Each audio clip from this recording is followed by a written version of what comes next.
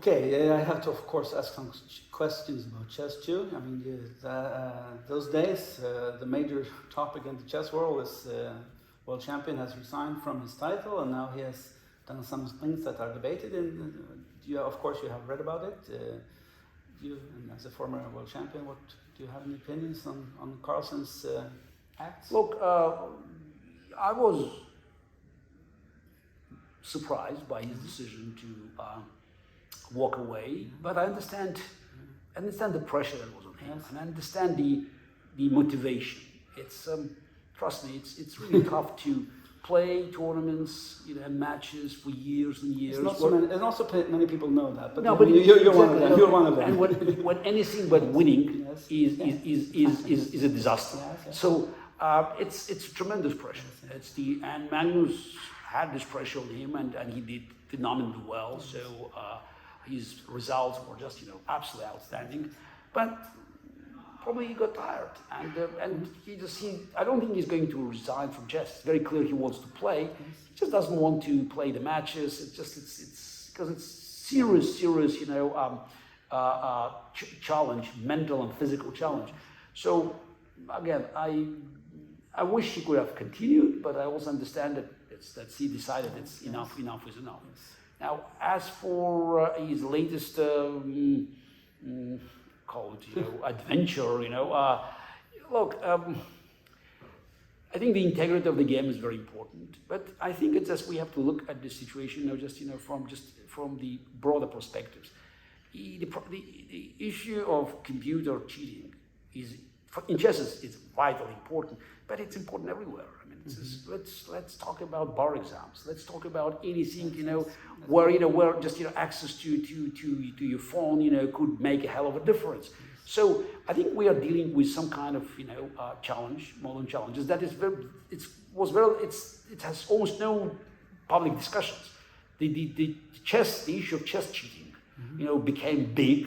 But I was surprised that people don't talk about, the other walks of life where computers could play a major role.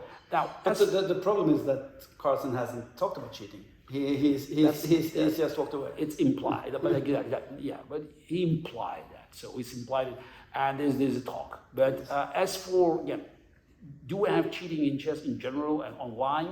Absolutely. So that's what we established pretty good systems, to indicate whether there was cheating or not. As for specific cases that's Magnus alluded to, I was in St. Louis. I spoke to people who were involved directly in this case.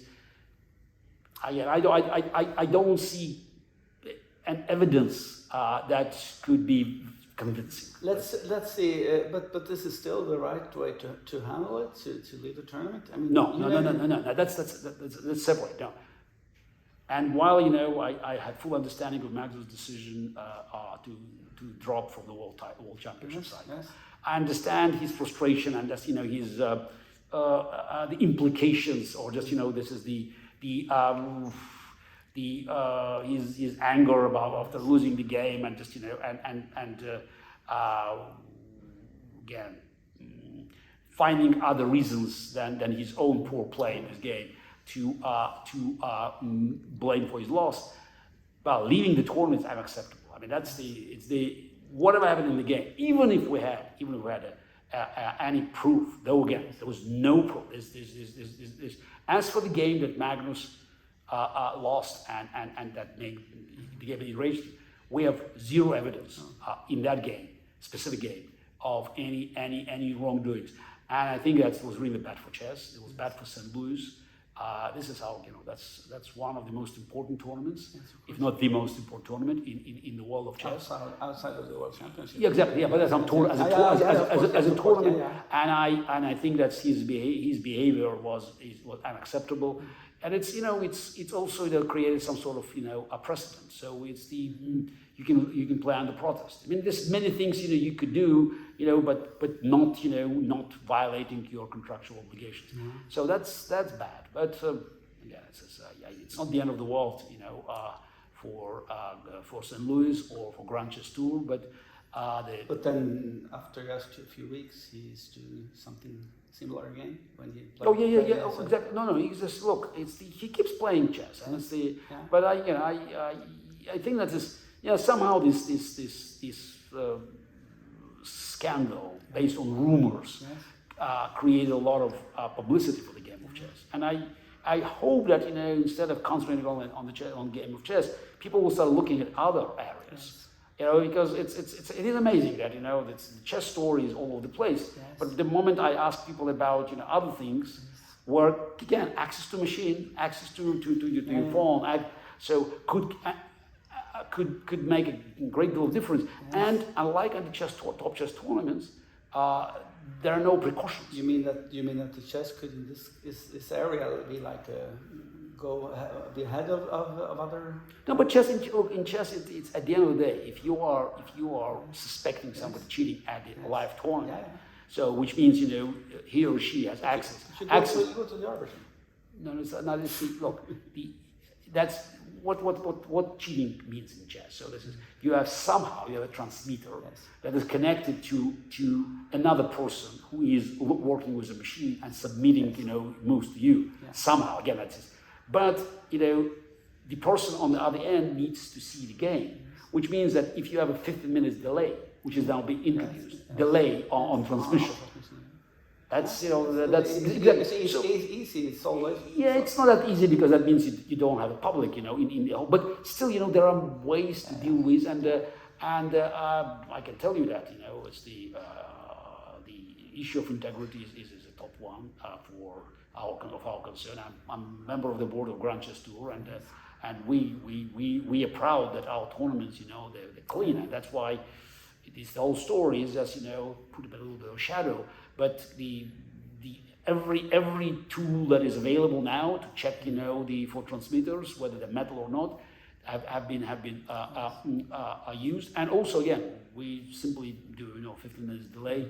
And I think now FIDE, International Chess Federation, also is now trying to operate with a delay to minimize the risk of cheating. Yeah. Last chess question. The FIDE president is Russian, and his former deputy prime minister in Russia worked together with Putin for many years. Is that?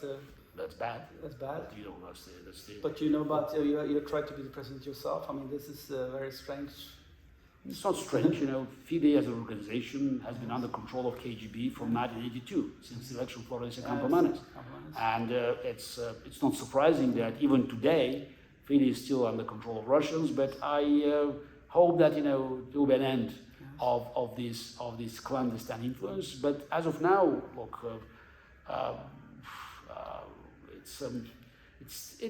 it's not as it used to be, because current president is trying to be very cautious. So he implemented to be a Russian. He's okay, huh? It's not okay in my books. That's not okay. But he understands that he's walking very, very tight rope, and FIDE follows the official instructions of not allowing Russian players to play in the events under the Russian flag. But again, it's still KGB. We still know that this is not. It's a half of the solution. But again, as of now, it's the development of the game of chess. I think it's goes fast forward, and I would, since we're talking about chess, I would say that Grand Chess Tour now has very strong sponsorship on both sides of the Atlantic, and we are very, very pleased to see this development. And I think that as the online chess, it also offers us new opportunities to bring more people into the game. Yeah. Okay, you're in Sweden. It's nice to have you here. You've been here many times. Not so many times, no? but a few times.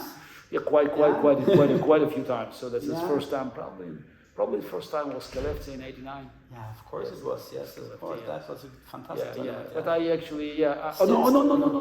I'm not. So. The first time was Skara, 1980. Skara, yes. 1980, this is the European Championship. Yes. So that's Skara, yes. Of course it was. Of course it was. You played in Sweden in that tournament, yeah? Yes, I played. Yes, I played in round Renman. I beat him in Hedgehog in round 3. Yeah, I have In Renman. round 3. We know about that, yeah. Yes, round 3. Yes. So- So that's, even just remember somehow this very nice tactical shot I found at Yeah. one point, yes. So, and it's good to have you here. Yes. It's good to have Thank you you. back. Welcome back to Sweden. Thank you. Very much.